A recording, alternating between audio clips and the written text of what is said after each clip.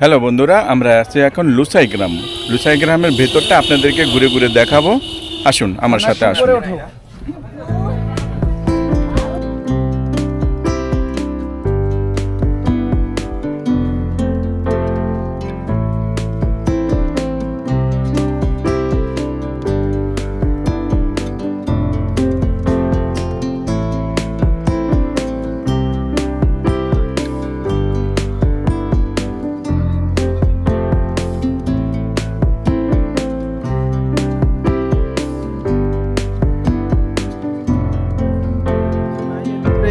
এই পর্যন্তই। আচ্ছা, নিচে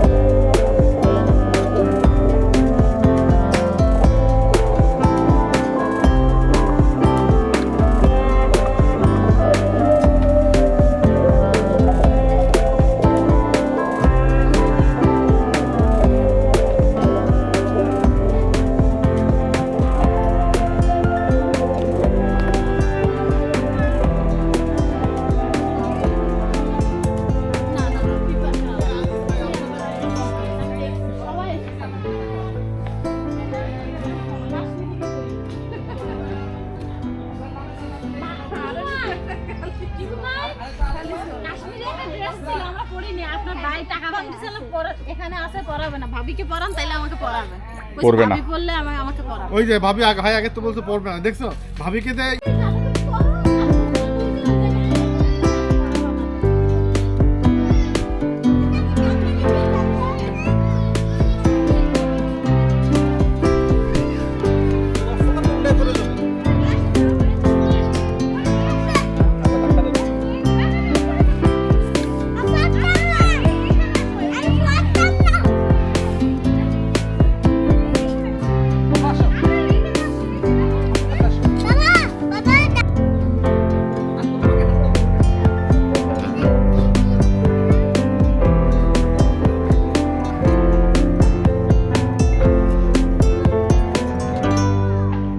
তুমি হাত ছাড়ো, ওই হাত ছাড়ো।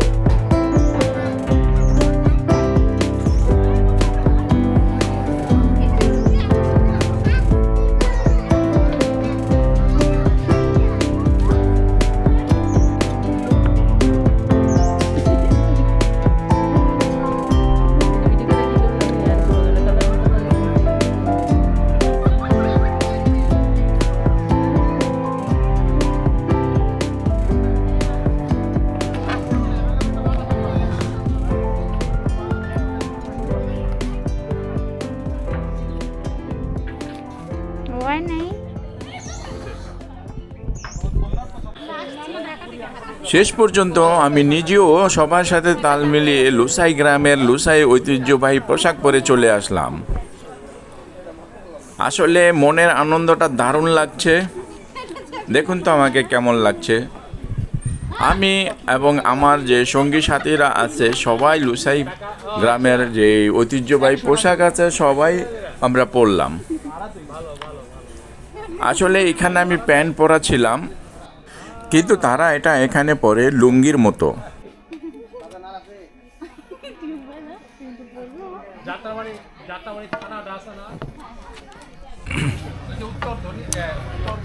লুসাই গ্রামের ঐতিহ্যবাহী পোশাক পরে আমি হাতে বললাম আর এই পোশাক পরে আছি। আপনি চাইলে এখান থেকে স্টোর থেকে 100 টাকা ভাড়া এই পোশাকটা নিতে পারবেন 20-25 মিনিটের জন্য। এইটা পিছনে একটা ছবি তুলো।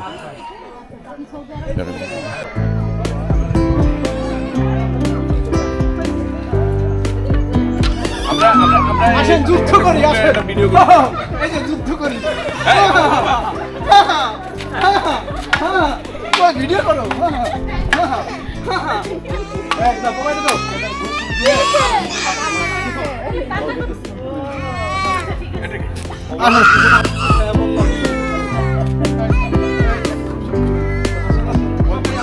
আমরা 5 জনে তুমি ভিডিও করা না।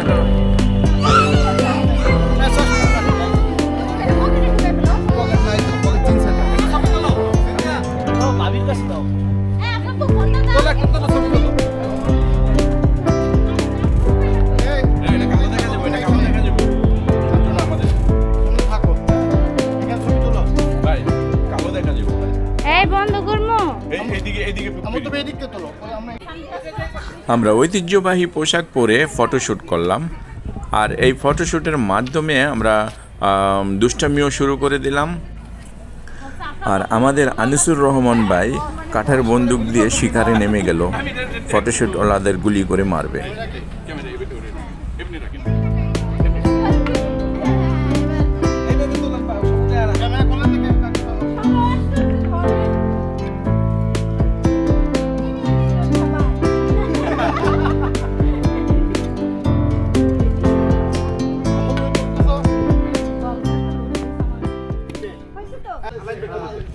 আমি এখন এই বন্দুক দিয়ে একটা পাখি শিকার করব। হ্যাঁ, এটা কাঠের বন্দুক, আসল না।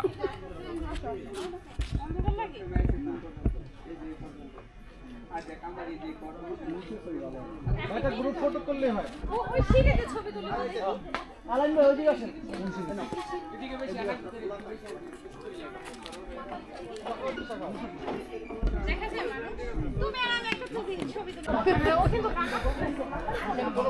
লুসাই গ্রামে আর লুসাই এর যে পাহাড়ি এদের পোশাক পরে দারুণ একটা ভালো লাগছে আমার। আর এদিকে আমার মেয়ে পাখি, না না পাখি, এই যে দেখো, আমাকে সুন্দর দেখা যায় না। ওকে, তো বাবার দিকে তাকাও, তুমি ক্যামেরার দিকে তাকাও, তোমাকে সবাই দেখছে। ওহ আব্বু, এটা কিন্তু ঠিক না। বন্ধুরা, এই যে আমার ছোট্ট পাখি, সে ঢোলনাতে ঝুলছে। স্মাইল।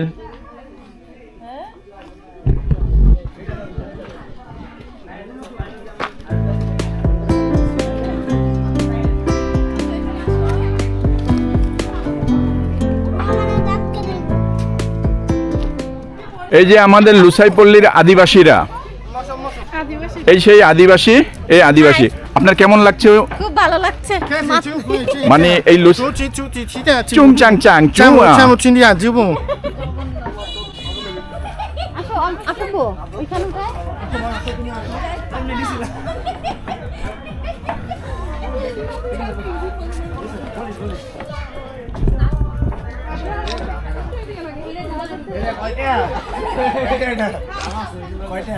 লুসাইপল্লী আদিবাসীদের আধুনিকতার ছোঁয়া মোবাইলও ব্যবহার করে।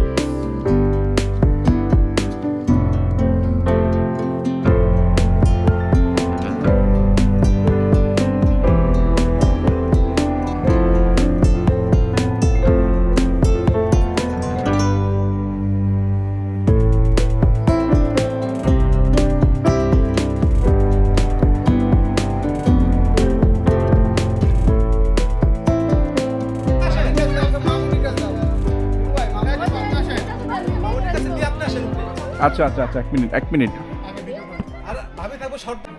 বন্ধুরা, এই পাহাড়ি অঞ্চলের বাসিন্দা যারা আদিবাসী বলেন আর যাই বলেন, এরা ঠিক এইভাবে মাচার মতো ঘর বানায় এখানে বসবাস করে বা এখনো করে। তো তাদের পল্লীটা এরকম। আর এই যে তাদের হাতে বোনা যে জামা কাপড়গুলা, তারা এখানে একটা মডেল রিপ্লিকা দেয়া আছে। সেই মডেল রিপ্লিকাতে তারা কিভাবে এই তাঁতে বুনে সেটার একটা পেন্টিংও দেওয়া আছে, আর এখানে কাপড়ের একটা নমুনা দেওয়া আছে। প্রধানত এখানে নারীরা পরিশ্রম করে, তাঁত বুনন, ফসল তৈরি করা, এগুলি সব কিছুতেই মেয়েরা সব দিক দিয়ে এগিয়ে।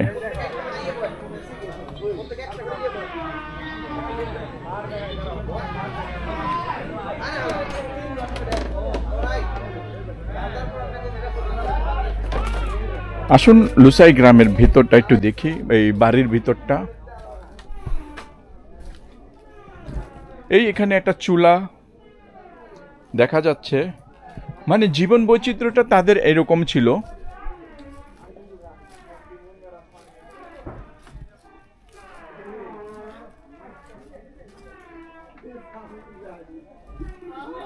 তার রিপ্লিকা তৈরি করে রেখে দিয়েছে যে তারা আসলে কিরকম ভাবে। আর এইখানে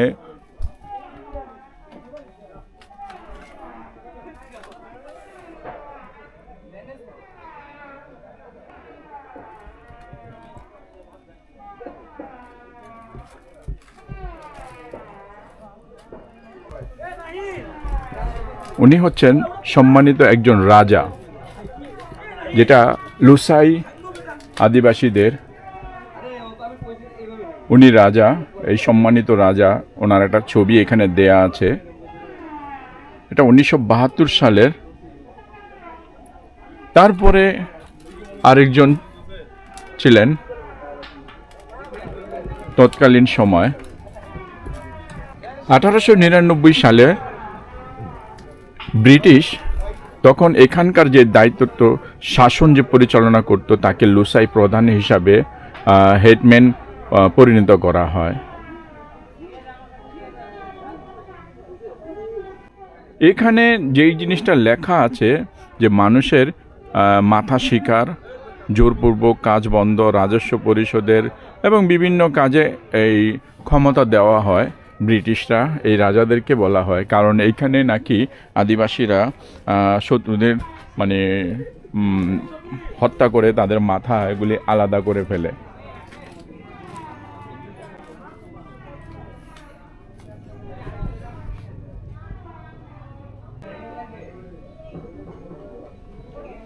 আসলে এইখানে যে ছবিটা দেখছেন এখানে লেখা আছে খুন বা বড় রকমের অপরাধ করার পর অপরাধীকে অন্যরা শাস্তি দিতে গেলে সেই লাল সুদ মানে বিশেষ একটা খুঁটি আছে তা স্পর্শ করে রাজার কাছে আশ্রয় চাইতো এবং সেই সহ তার বংশধরেরা রাজার দাসের পরিণত হতো।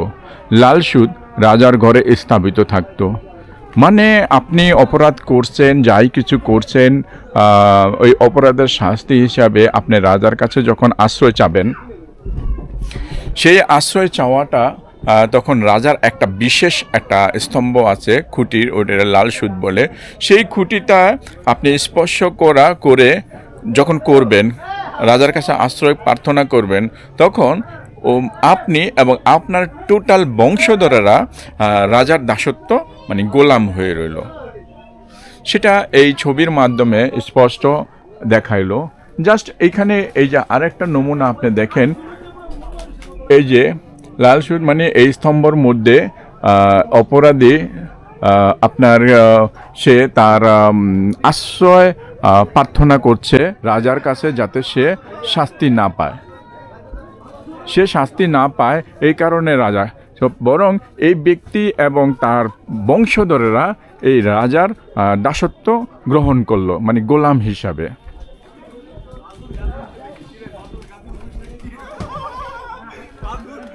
টঙ্গরের বাইরের অবস্থা।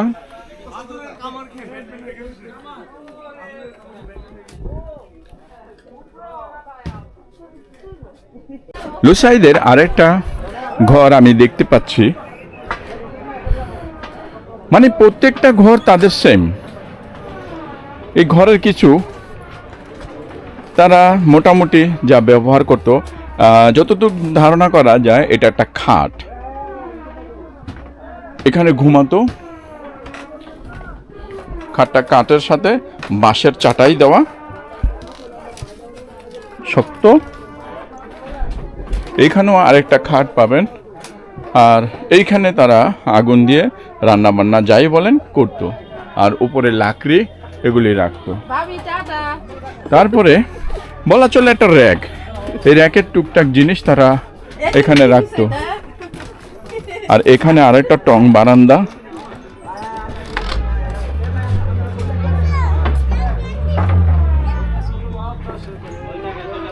লুসাই গ্রামের জীবনযাত্রা আসলে অদ্ভুত রকমের। আধুনিকতার সমাজের যে ছোঁয়া লুসাই গ্রামে তৎকালীন হয়তো লাগেনি, এখন লেগেছে, যার কারণে লুসাই গ্রামের অস্তিত্ব এখন খালি ভাবি যেখানে সেখানে ঠিকই চলে গেছেন, আমরা এখানে একবারও আসলাম না। এই যে লুসাই পল্লীর কিছু লুসাই আদিবাসী, তারা মানে কি বলবো, আধুনিকতার এত ছোঁয়া পাইছে, ল্যাপটপ কম্পিউটার যা আছে সব ব্যবহার করে, লগে আইফোনও ব্যবহার করে। তার মানে এরা আধুনিক লুসাই পল্লীর।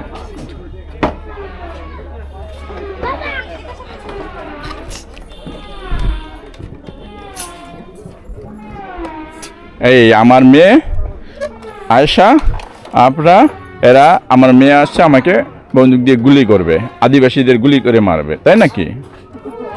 নো, আদিবাসীরাই অনন্ত প্রাণ, এই পাহাড়ের প্রাণ হচ্ছে আদিবাসীরা। আধুনিক সমাজের মানুষরা এই পাহাড়ের কোনো প্রাণ হতে পারে না। এই পাহাড়টাকে বাঁচিয়ে রাখে আদিবাসীরা। যুগের পর যুগ, শতাব্দীর পর শতাব্দী যারা আদিবাসী এখানে আছেন বা সারা বিশ্বের যত আদিবাসী আছে, তাদের ওই পাহাড়ি অবস্থানটাকে খুবই সুসংহত করে রাখে।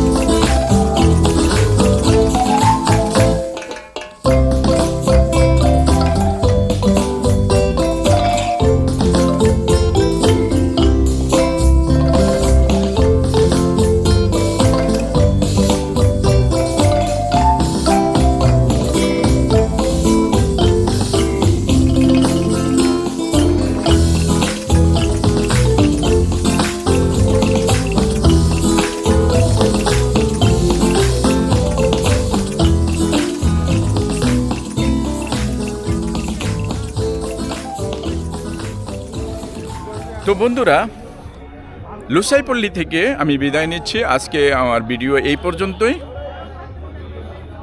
আমার ভিডিওটা যারা নতুন দেখছেন, আমি অনুরোধ করব আপনারা আমার চ্যানেলটাকে সাবস্ক্রাইব করবেন এবং বেশি বেশি শেয়ার করবেন। লুসাইপল্লী থেকে আমি আজিজুর রহমান বিদায় নিলাম। আল্লাহ হাফেজ।